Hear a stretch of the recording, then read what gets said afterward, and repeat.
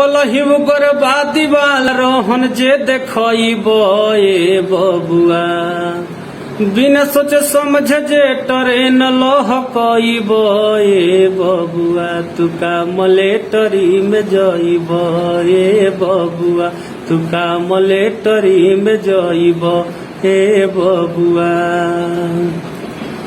अरे तुर फर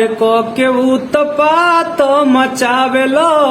अपने देशवा के अपने छति पहुँचावेल तुर फर के उत्पात मचावेल अपने देशवा के अपने छति पहुँचावेल कवन करनिया प हरे कवन करनिया प देशभक्त हइब ए बबुआ कवन करनिया प देशभक्त हइब ए बबुआ तुका मलेटरी में जइब ए बबुआ तुका मलेटरी में जइब ए बबुआ। बिना सोचे समझे तू करल बवाल हो तू ही बताव कैसे हो खब बहाल हो बिना सोचे समझे यदि करब बवाल हो तू ही बताव कैसे हो खब बहाल हो।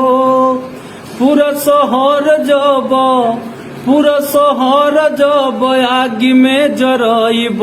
ए बबुआ पूरा शहर जब आगी में जरइब ए बबुआ तुका मलेटरी में जइब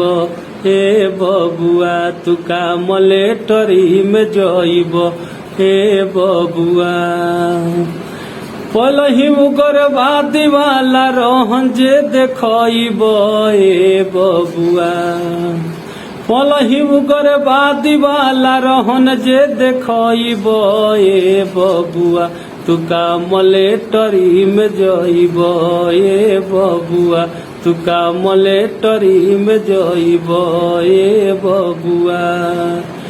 बिना सोचे समझे ट्रेन लहकब ए बबुआ बिना सोचे समझे ट्रेन लहकब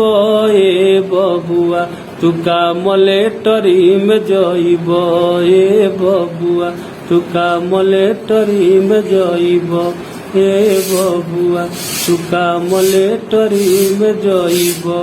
ए बबुआ तुका मलेटरी में जइब